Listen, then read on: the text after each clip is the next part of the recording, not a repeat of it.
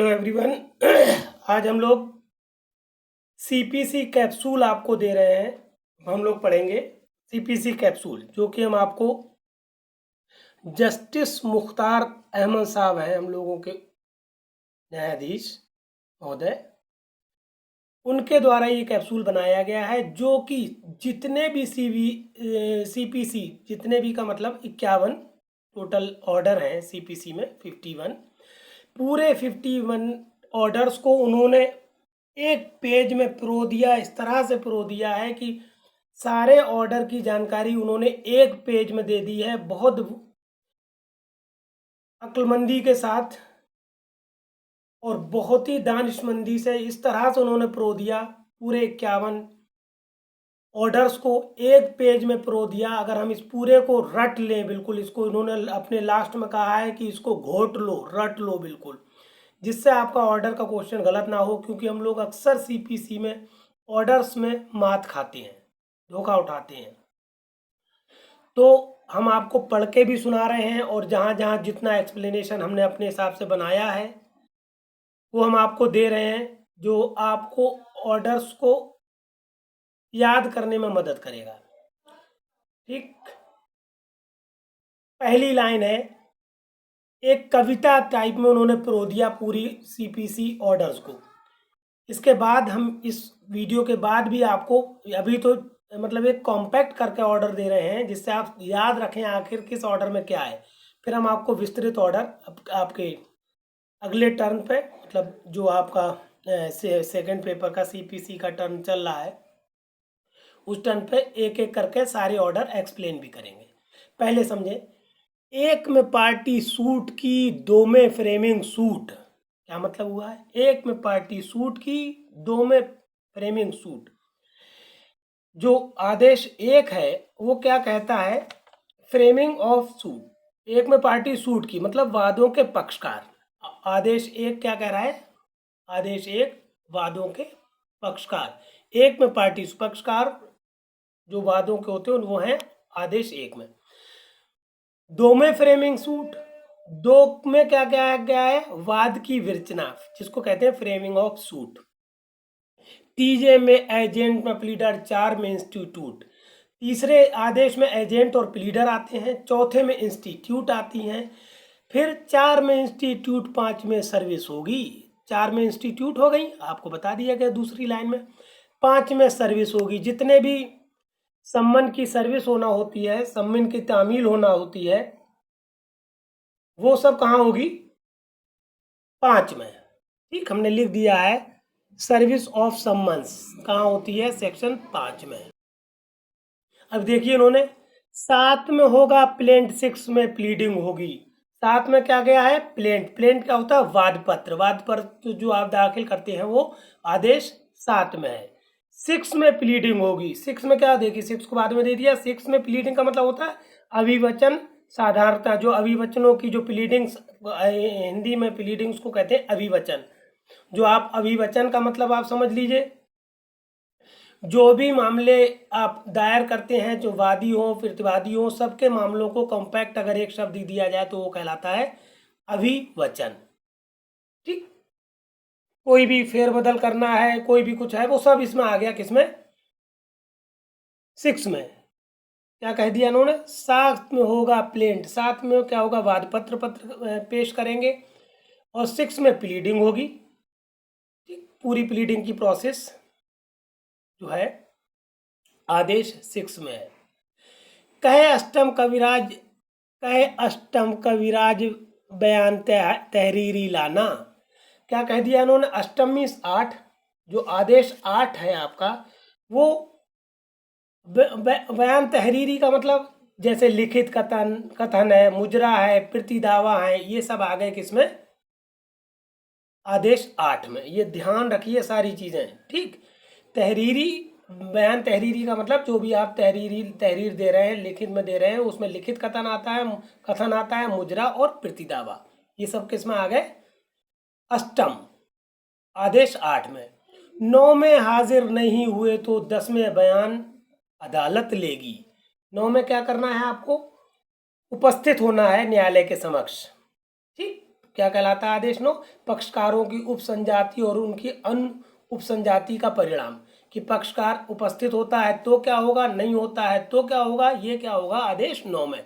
9 में हाजिर नहीं हुए तो क्या हो रहा है, 10 में बयान अदालत लेगी। 10 में क्या होगा, बयान अदालत लेगी। इसका मतलब भी मतलब सबके समझते जाइए। 10 आदेश क्या कहता है, न्यायालय द्वारा पक्षकारों की परीक्षा। हमने देखिए लिख दिया है यहाँ पर। आइए आदेश 10 का देखिए, बहुत कॉम्पैक्ट मैटर है, इसलिए हो सकता है फोटो कॉपी आप करा लें इसकी बहुत अच्छे से। कुछ भी चीज़ ना समझ में आए तो वीडियो देख के ही क्लियर कर लें, क्योंकि छोटा छोटा सब चीज़ लिखा गया है एक ही पेज में सब कुछ। 51 आदेश आ जाना, आधी से ज़्यादा सीपीसी है। सीपीसी बहुत ब्रॉड टॉपिक है, जिसका मेन टॉपिक आदेश है। आदेशों से आज की डेट में क्वेश्चन ज़्यादा आ रहे हैं और हम लोग आदेश को छोड़ देते हैं, इसलिए हम लोग सीपीसी में अच्छे नंबर नहीं पाते हैं। हम मेन फोकस हमारा आदेशों पे है, इसीलिए हम आदेश का ये पहला वीडियो आपको कैप्सूल दे रहे हैं। अगले जो आपके इवन नंबर के वीडियोस होंगे उन सब में आपको सीपीसी की विस्तृत आदेश मिलेंगे, इसीलिए आप सीरीज से वीडियो देखते जाइए। और जब सीपीसी कंप्लीट हो जाएगी तो इसकी हम अलग से प्ले लिस्ट भी बना देंगे कंप्लीट सीपीसी करके। फिलहाल अब देखें कहाँ तक पहुँचे थे। 10 में बयान अदालत लेगी। अगर आप हाजिर नहीं हुए तो 10 क्या कहता है आदेश, न्यायालय द्वारा पक्षकारों की परीक्षा, मतलब न्यायालय पक्षकारों की परीक्षा करेगा आदेश 10 में। 11 में जो खोज लगा इंटर में एडमिट होता है, यहाँ पर आ जाइए। 11 में जो खोज लगा, 11 खोज लगा का मतलब है कोई भी रिकवरी करना, किसी चीज़ की खोज निकालना या निरीक्षण करना, किसी कागज़ का या किसी दस्तावेज का क्या करना है, रिकवरी करना है या उसका निरीक्षण करना है, तो वो आ जाएगा आदेश 11 में। इंटर में एडमिट होता है, एडमिट मतलब अब 12वें में आ गया। 12वें एडमिट का मतलब स्वीकृतियाँ, ठीक, एडमिशन से बना है एडमिट, मतलब 12 में स्वीकृतियों, आदेश 12 में स्वीकृतियों के बारे में बताया गया है। 13 में कागज दाखिल कर वापस लेकर सोता है। 13 में क्या हुआ, देखिए सेक्शन बहुत इंपॉर्टेंट है। आदेश 13 कहता है, सेक्शन नहीं कह है, सॉरी, आदेश 13 क्या कह रहा है, दस्तावेजों का पेश किया जाना, परिबद्ध किया जाना और लौटाया जाना, ठीक। 13 में जब आप कागज जो है दाखिल करते हैं, पेश करते हैं, तो न्यायालय चाहे तो उनको परिबद्ध कर सकेगा। ये परिबद्ध के बाद आदेश 13 नियम 8 में हम आपको बहुत डिटेल में पढ़ाएंगे परिबद्ध के बारे में, बहुत इंपॉर्टेंट टॉपिक है ये। या परिबद्ध नहीं कर रहा है तो आपके दस्तावेज देखने के बाद जो आपने पेश किए हैं वो न्यायालय आपको लौटा देगा, जैसी न्यायालय की मर्जी हो। ये बात होगी आदेश 13 में। 14 में तनिकी बनवा कर, 15 में पहली सुनवाई।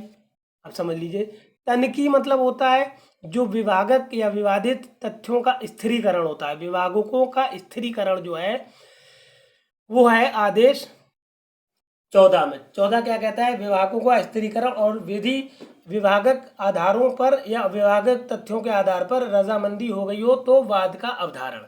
कहने का मतलब है, पूरा संक्षेप में समझ लिए, जो आदेश 14 है आपका, वो क्या, तनिकी का मतलब है जो उस मामले से रिलेटेड विवादित तथ्य हैं उनका स्थिरीकरण करेगा, स्थिरीकरण करेगा न्यायालय कि इन पे मामला बनता है, और उन्हीं मामलों के बारे में, उन्हीं पॉइंट्स के बारे में फिर आगे चल के डिसीजन दिया जाएगा।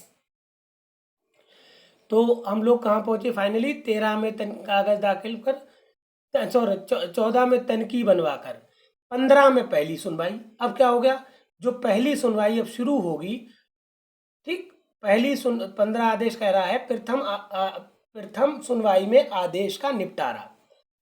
पहली ही सुनवाई में निपटाई का मामले का अवधारण अगर कर दे, सुनवाई हो जाए तो या निपटा दिया जाए, तो वो कहते हैं 15 में पहली, मतलब पहली ही जो सुनवाई होगी वो आदेश 15 में होगी। बहुत ज़्यादा इंपॉर्टेंट आदेश 15 नहीं है। 16 में 16-11 गवाह तलब ना हुए तो जेल में जाकर रोता है।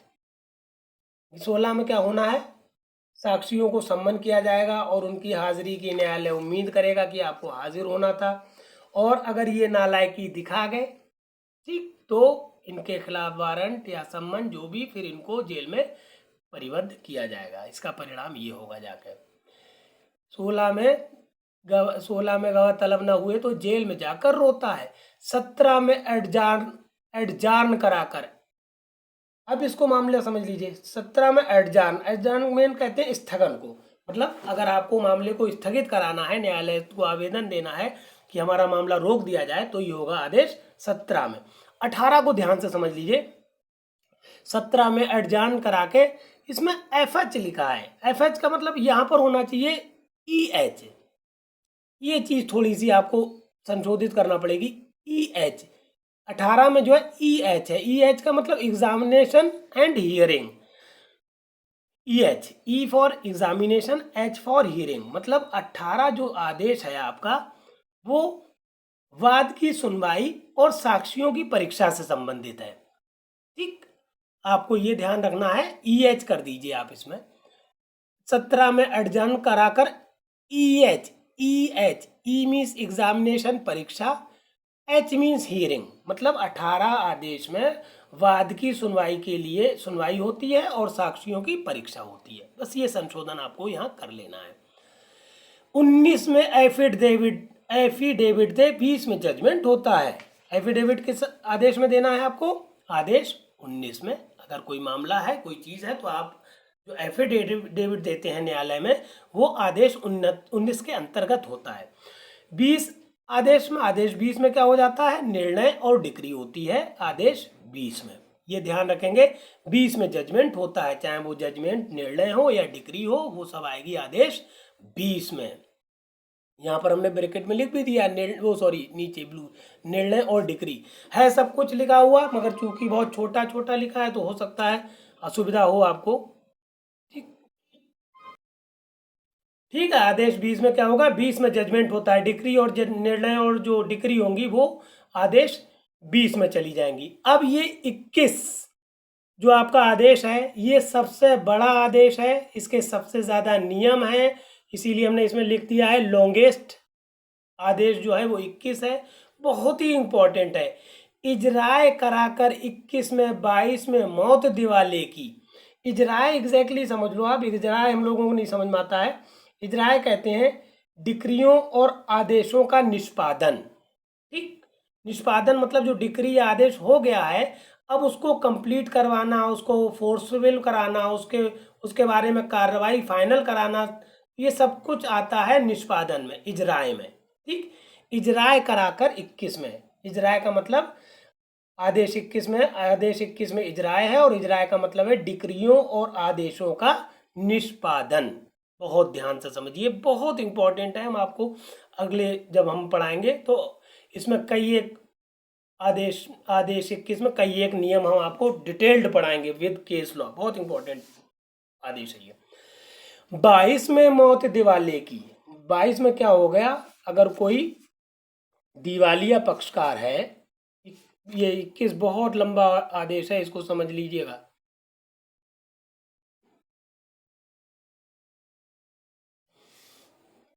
कायदे में देखें हम, 22 में मौत दिवाले की। 22 आदेश क्या कहता है? पक्षकारों की मृत्यु, उनका विवाह और दिवाला। ठीक, ये है आदेश 22।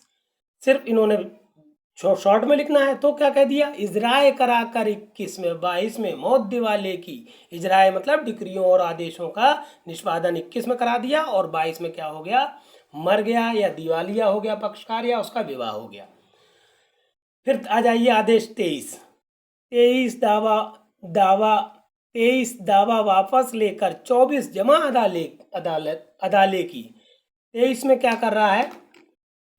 जो वाद है उसका प्रत्याहरण या समायोजन है। आदेश 23 कहता है वादों का प्रत्याहरण मीन्स वापस ले लेना, या समायोजन उसको किसी में समायोजित कर देना, जो कि आदेश 4 का में हम पढ़ाएंगे विस्तृत रूप में आपको। तो कहने का मतलब पहले इतना समझ ले, आदेश 23 में वादों का प्रत्याहरण और समायोजन है। फिर 24 जमा अदाले की। आदेश 24 क्या कह रहा है? न्यायालय में जमा कराना, मतलब कोई अगर आपको फीस या कोई भी चीज रकम या कोई भी चीज जमा कराना है तो वो होगी आदेश 24 में आदेश में होगी। मतलब 24 में क्या कह दिया? 24 जमा अदाले की। न्यायालय में 24 आदेश कहता है न्यायालय में जमा करना। अब आ जाइए 25 पे क्या कह रहा है, 24 जमा अदाले की तो कास्ट जमानत 25 में है। कास्ट जमानत को आप समझ लीजिए, कास्ट जमानत कहते हैं जो प्रतिभूति है उसको कास्ट कहते हैं, कॉस्ट। खर्चों के लिए जो प्रतिभूति होती हैं वो चली गई आदेश 25 में। फिर आदेश 26 क्या कह रहा है, पहले 27 को बताया फिर 26 बताया, देखें आप, क्योंकि कवि की रूप में इन्होंने प्रोया है। 27 सरकार के दावे जाए कमीशन 26 में, मतलब 27 सरकार के दावे, ठीक, जाए कमीशन 26 में है। 26 में है कमीशन, कमीशन के बारे में भी हम आपको बताएंगे बहुत डिटेल में। और ये हमने सीपीसी की धारा 75 में बताया भी है कमीशन कब जारी होता है, क्या होता है, ये सब हो गया आदेश 26 में कमीशन है। ठीक, एक सेकंड रुकिए, हम कह रहे थे जाए कमीशन 26 में, 26 में आदेश 26 में कमीशन है, जो कि हमने आपको सीपीसी की धारा 25 में विस्तृत रूप से पढ़ा चुके हैं पिछले वीडियो में। इसीलिए कह रहे हैं कि सारे वीडियोस को आप लाइन से देखिए, तभी आप हमारे पूरे मैटर को समझ पाएंगे, सब कुछ कर पाएंगे। इसीलिए आपसे कह रहे हैं बार बार, मैटर को आप शेयर भी करिए और सब्सक्राइब चैनल पर ज़रूर करिए, जिससे आपका कोई भी टॉपिक छूटे ना। हमने बाकायदा वहाँ पर एकदम प्रॉपर वे में डे 1 से लेकर डे 2 डे 3 करके सारे वीडियो डे से लगा रखे हैं, डे से दे रहे हैं हम आपको, और सबके साथ पीडीएफ दे रहे हैं डिस्क्रिप्शन बॉक्स में। आपको कोई असुविधा नहीं होगी, फिर भी हो रही है तो आप हमें कमेंट बॉक्स में जाके या मैसेज करके ज़रूर बताएं और फीडबैक देते रहें। Thank you. फिर क्या हो गया, 27 सरकार के दावे। 27 में क्या होगा, देखिए 26 हमने पहले पढ़ लिया, 27 में होगा सरकार द्वारा या उसके विरुद्ध या अपनी पदीय हैसियत में लोक अधिकारियों द्वारा या उनके विरुद्ध वाद। समझ गए आप, जो 27 आपका आदेश है वो या तो सरकार द्वारा या उसके विरुद्ध या सरकारी जो लोक अधिकारी है उसके द्वारा या उसके विरुद्ध वाद जो है वो सारे के सारे आदेश 17 में होंगे, सॉरी आदेश 27 में होंगे। कहे 28 यार यहाँ सेना आएगी, समझ रहे हैं आप। 28 में क्या कह रहे हैं, 28 आदेश कहता है सैनिक या नौसैनिक या वायु सैनिक द्वारा या उनके विरुद्ध वाद। ठीक, कहे 28 यार यहाँ सेना आएगी, 29 में चुंगी देकर 30 में फर्म चली जाएगी। 29 में चुंगी देकर 29 में चुंगी देकर 29 या 29 में क्या होता है, निगमों द्वारा या उनके विरुद्धवाद। ठीक, समझते रहिएगा, बिल्कुल कड़ी की कड़ी बनी हुई है एकदम बेहतरीन। और 30 में क्या कह रहा है, 30 में फर्म चली जाएगी। फर्मों के या अपने नामों से भिन्न नामों में कारोबार चलाने वाले व्यक्तियों द्वारा या उनके विरुद्ध वाद। ठीक, जितनी भी फर्म द्वारा या उनके विरुद्ध जो वाद होंगे वो सारे के सारे आदेश 30 में होंगे। 31 के ट्रस्ट में 32 माइनर आए, बात को समझ रहे हैं आप। 31 में क्या है, न्यासी निष्पादनों, आदेश 21 कहता है न्यासियों निष्पादनों और प्रशासकों द्वारा या उनके विरुद्ध वाद। 31 के ट्रस्ट मतलब ट्रस्ट से रिलेटेड या उनके द्वारा या उनके विरुद्ध वाद जो होंगे वो 31 में होंगे। किनके आदेश, न्यासियों निष्पादकों प्रशासकों द्वारा उनके द्वारा या उनके विरुद्ध वाद, ये हो गया आदेश 31। 32 में माइनर आए, 32 माइनर मतलब अवयस्क। इसमें आदेश 32 क्या कह रहा है, आदेश 32 कह रहा है अवयस्कों और विकृत चित्त व्यक्तियों द्वारा या उनके विरुद्ध वाद। ठीक, कोई भी वाद अवयस्कों द्वारा किया जाए या उनके विरुद्ध किया जाए तो वो सब आ जाएगा आदेश 32 में। 32 में माइनर आए। 33 में मुफलिस बने 34 रहन रखाए। 33 में मुफलिस बने, वाह वाह वाह। 33 में क्या हो गया, मुफलिस कहते हैं गरीब को उर्दू में। तो 33 में निर्धन, आदेश 33 क्या कह रहा है, निर्धन व्यक्तियों द्वारा वाद। 33 में मुफलिस बने। 34 रहन रखाए। 34 क्या है, रहन कहते हैं गिरवी को या बंधक को। तो आदेश 34 है स्थावर संपत्ति के बंधकों के संबंध में वाद। अगर कोई वाद बंधक संपत्ति से संबंधित है उसके ठीक, तो वो सारे वाद जो हैं आदेश 34 के अंतर्गत आएंगे। 34 रहन रखाए 35 में इंटर प्लीडिंग। अब देखिए इंटर प्लीडिंग वाला टॉपिक जो है हमने बताया 33 में मुफलिस बने, 34 रहन रखाए, जो भी रहन मतलब बंधक से संबंधित वाद होंगे वो 34 में होंगे। अब पहले 36 पढ़ाया है, फिर 35 पढ़ाया है इन्होंने। देखिए 36 खर्चा खास नहीं, एक रह गया। 34 रहन रखाए 35 में इंटर प्लीडिंग। ये 35 आदेश जो है हम इंटर प्लीडिंग बता चुके हैं आपको। सीपीसी की धारा हमने पढ़ाई थी 88, वहाँ पर हमने बताया था कि ये आदेश 55 में भी आएगा और ये हम पढ़ा चुके हैं। तो इंटर प्लीडिंग जो है या अंतराविवाची जो है वो आते हैं आदेश 35 में। मतलब आदेश 35 कहता है अंतराविवाची वाद, इंटर प्लीडिंग केसेस। 34 रहन रखाए 35 में इंटर प्लीडिंग, ये बात हो गई। 36 खर्चा खास 37 समरी प्लीडिंग। 36 क्या कहती है धारा? 36 खर्चा खास, जो विशेष मामला है। आदेश 36 कहता है, इसमें हम कभी कभी धारा बोल दे रहे हैं, आप लोग प्लीज धारा को आदेश मानिएगा, धोखे से निकल रहा है कहीं पर भी, है ना, तो वो उस धारा को आदेश ही माना जाए और इसको एक लिपिकीय त्रुटि माना जाए, विधिक त्रुटि नहीं माना जाए। थैंक यू, धन्यवाद। फिर आप समझे 36 में आदेश 36 कहता है विशेष मामले जो हैं वो सारे के सारे आ जाते हैं आदेश 36 में। 36 खर्चा खास 37 समरी प्लीडिंग्स। आदेश 37 में संक्षिप्त प्रक्रिया है, समरी प्लीडिंग है। कहे 38 कविराज अटैचमेंट जजमेंट से पहले। आदेश 38 बहुत इंपॉर्टेंट है। अरे बाप रे, सॉरी। आदेश 38 क्या है? बहुत इंपॉर्टेंट है। वो क्या कह रहा है? आदेश 38 में कहा गया है निर्णय के पहले गिरफ्तारी और कुर्की। कुर्की को क्या कहते हैं आप? अटैचमेंट। ठीक, तो इन्होंने क्या बताया आपको? कहे 38 कविराज अटैचमेंट जजमेंट से पहले। जजमेंट से पहले जो अटैचमेंट कुर्की है या गिरफ्तारी है, तो ये सब आते हैं आदेश 38 में। 39 में स्टे लेकर 40 करे रिसीविंग। 39 में स्टे कहते हैं अस्थायी आदेश। 29 बता रहे 39 आदेश 39 में है अस्थायी व्यादेश और अंतर्वर्ती आदेश। मतलब अंतर्वर्ती आदेश मतलब होता है लोक्यूटरी ऑर्डर्स। फाइनल आदेश जो ना हो उसको कहते हैं अंतर्वर्ती आदेश या अस्थायी व्यादेश। ये दोनों ही चीजें आती हैं आदेश 39 में।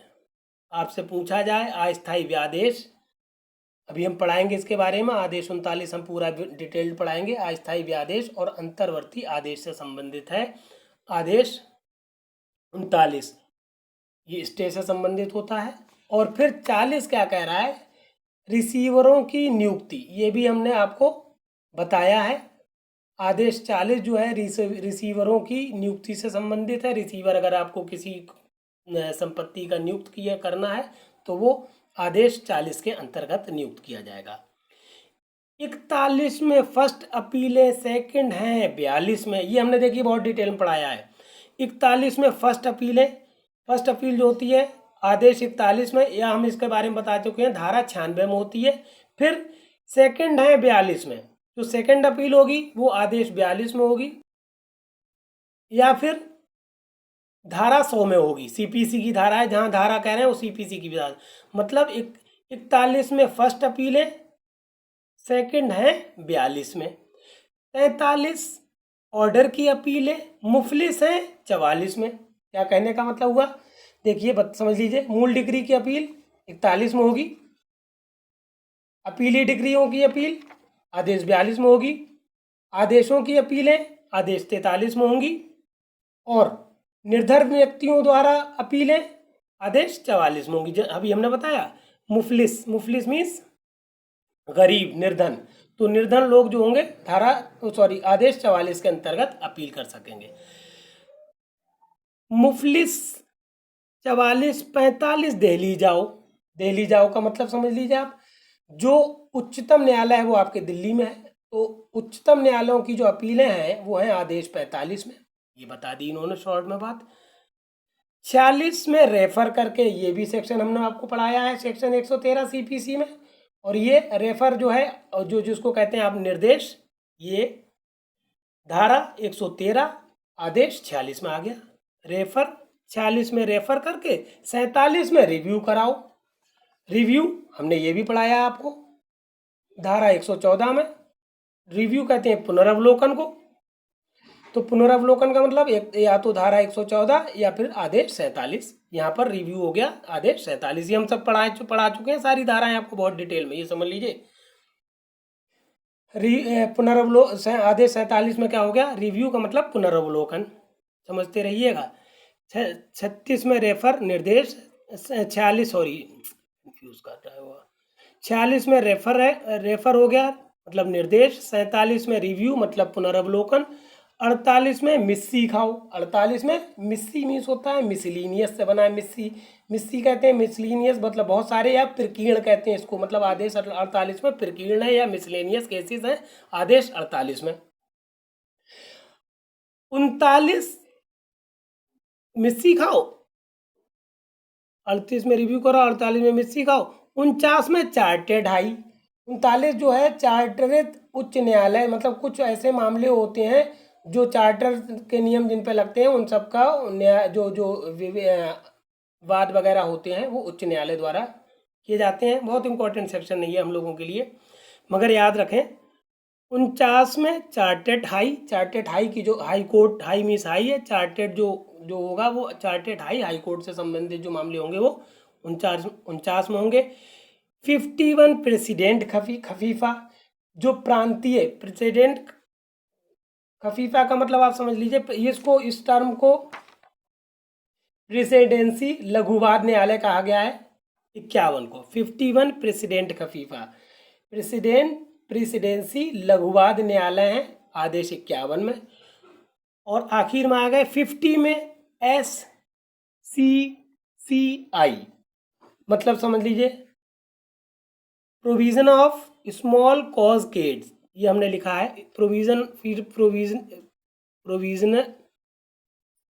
प्रोविंशियल स्मॉल कॉज केस, ये आता है आदेश 50 में।